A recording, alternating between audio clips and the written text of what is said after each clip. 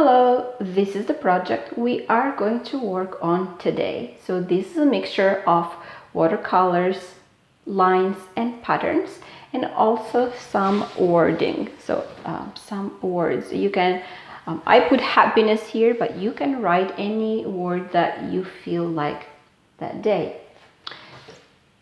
What you need for this project are watercolors. I am using Blick liquid watercolors myself, but you can use any type of watercolors that you have available. A palette. We're going to need a brush. I'm using medium flat brush, a pencil and a Sharpie. And don't forget to have some water and paper towel to wipe the brush. Let's start. It's easier for you to start with a pencil first with sketching, and then sometimes what I do is I start with pencil first, I do the sketching, and then after I'm done sketching with pencil, then I go over with Sharpie and outline it. I'm going to start straight with Sharpie simply to make it easier for you to see. Let's get started.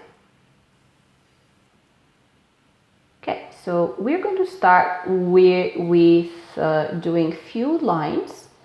It's going to be 6 lines together. So when I do the lines, I kind of mark them where I start. For example, how high is this going to be at the beginning of the page here and then at the end. And then the second line, it's going to be almost halfway through. So if I would have to put a line in between, it's almost in the middle of the first line.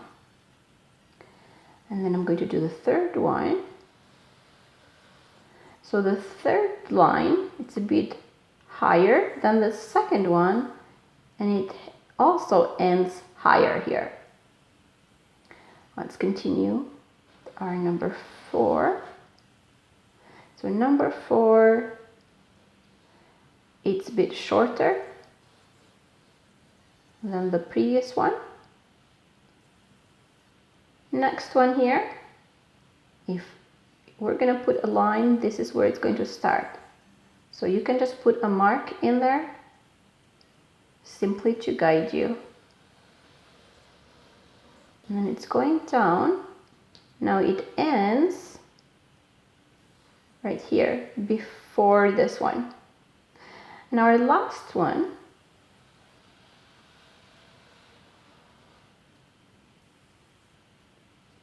it's just a bit under the tallest line, and it ends right here. So it's always important to use some kind of guidance. I like to measure where I'm going, and this helps me with the heights, like how far, how tall these lines will be, how far from each other. So you kind of have to measure a little bit. All right, so let's start with our first flower. So our first flower, it looks like a bit like a dandelion, I would say. So starting with curvy lines, and then right on top of it, doing some circles. Okay, on the second one, starting with a leaf first, and then 2 other one on left and right. And then we're going to do like U-shaped lines. I'm going to do 4 of them. 1, 2, 3, 4. And then after I do this line, there is a pattern that I repeat. So start from the beginning here. So let's start with a leaf or a circle, whatever you want to call it. And then what I do, I just repeat the leaves here on the side. So what I do is they kind of look like number 8 when you see them.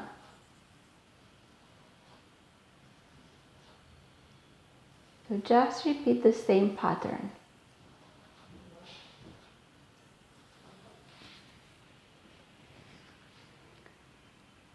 So we're just simply repeating this pattern for all these lines. Let's move to the next one. So for the next flower,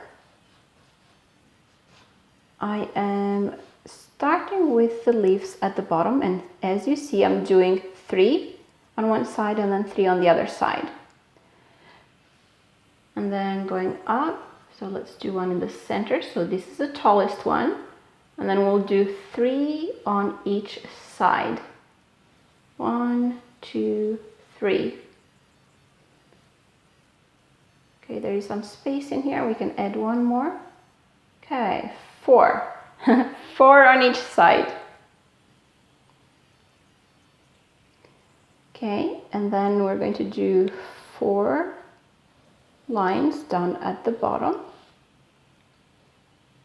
And then we're going to create leaves with this one. So let's go around.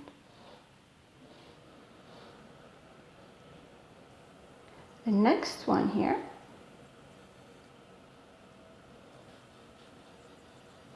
So it's a flower, but it's the way that we are doing this, it's very thin petals. Very long and stretchy.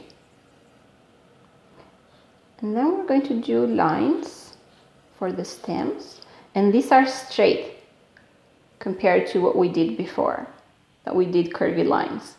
So let's start by doing a circle first. So circle.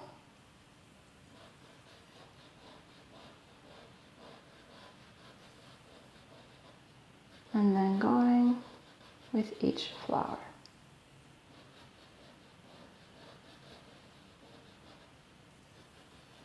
So we're just simply repeating the same thing here. And try to make them long petals, I would say, rather than having them all around. Okay, our next one starts right here, and it starts with a leaf.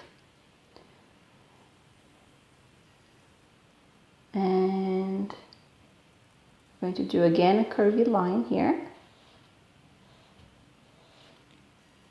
But this time we're going to go on both sides to create the leaves.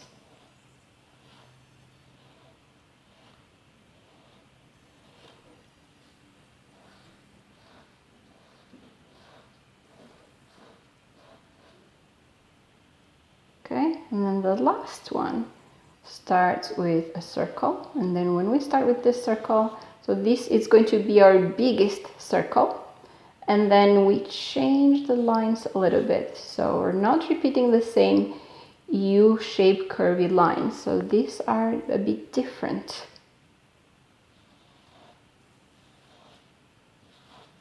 And then circles. Okay, so after we finish this part, we're going to move at the bottom. So at the bottom, we're going to do a bit of grass or a few short lines, I would say. And then as I go do the short lines, I'm changing the direction of this line, so I'm not going straight. So I went left and right as I was doing the short lines. And then just a few little stems here with leaves. Let's do a few of them. So the best thing to do is just do one side and then move on to the next one. Let's do maybe one here and then one here. So see, I'm finishing up all my left hand side and then moving on the right.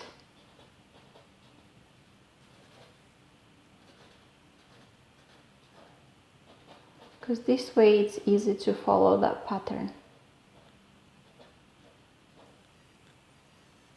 Alright, so make sure you have enough room in the bottom for writing. So you can put love, you can put happy, joy, any word that you feel for that day. I'm going to write happiness.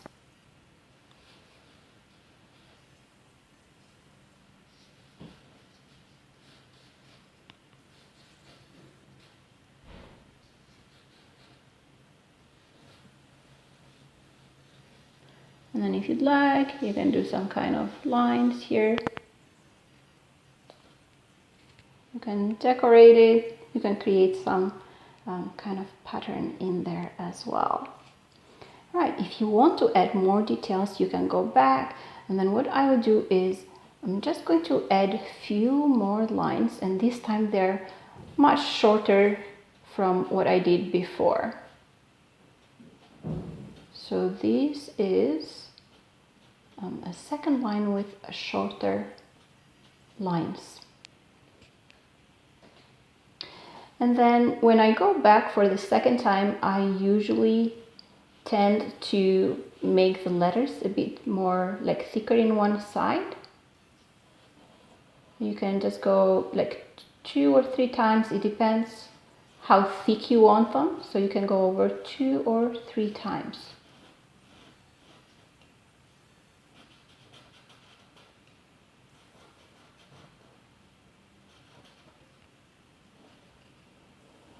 And then after we're done with this, we are going to continue with watercolors. After we finish with our design, it's time to start with colors. I'm going to use wet on wet technique. So let's start from our left hand corner. I'm going to wet the paper with clean water. And at this point, I am simply wetting the paper, not doing anything special, and getting this surface ready for watercolors. Now we're going to start with yellow. And as I start with yellow, you're going to see that the color spreads really nice when the paper is wet. And at the same time, when I paint this with yellow, I'm also leaving some white spaces. And the reason why I'm leaving these white spaces is because we're going to put a different color here on top of this, and we want those white spaces to be covered by the second layer of our next color. And also at the same time, they create very nice texture when you see them with different colors and layers. Next one here is going to be yellow. So let's do the same thing. So let's wet the paper again with water. Now the good thing about Sharpie is that even if you wet the paper, it's not going to smear. So it's not going to spread. That's why I love Sharpies. So let's use a bit of orange here.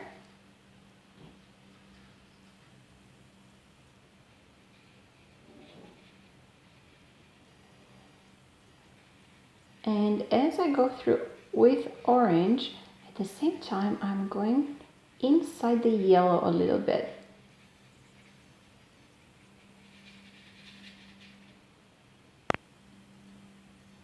Make sure you spread that color. And at the same time, see right here, I'm leaving some white spaces, so not everything is covered. And then we're going to go halfway through with this color.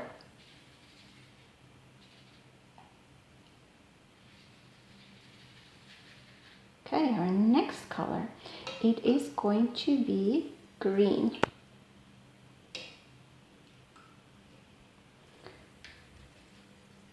So with green, going at the bottom. Now you're going to see that it's going to mix with the orange color that we did before, and that's okay. It's fine. In some parts, yes, it is going to mix. They will blend together nicely.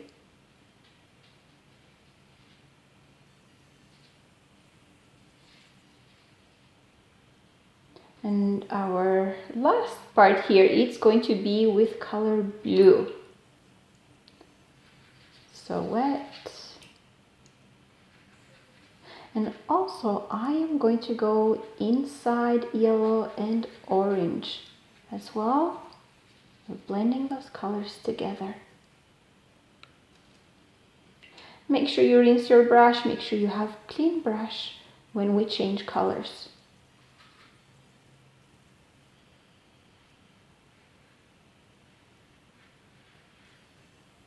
So you don't need too much pigment when we use watercolors, because watercolors are generally very strong pigments.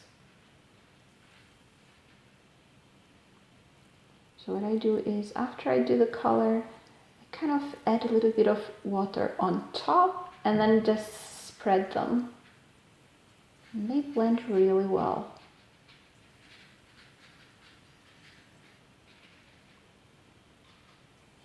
And at the same time, just putting a bit of blue here at the end.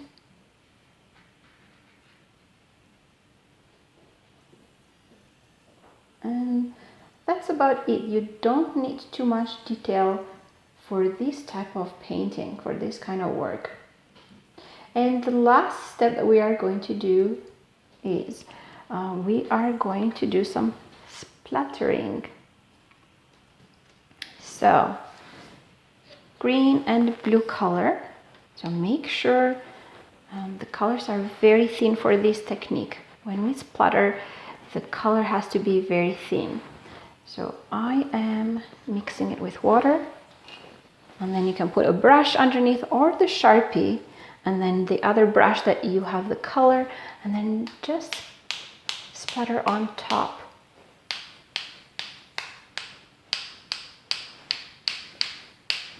And you'll see that this layer, it's fun, it's interesting, and it adds very nice texture to your painting. It's always fun to do this technique.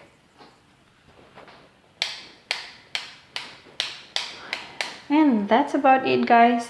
So there is not much to it. It's not difficult at all. It's easy to do, and it's a fun project. Well, thank you very much for being here with me today, and I look forward to seeing you again next time. Bye-bye.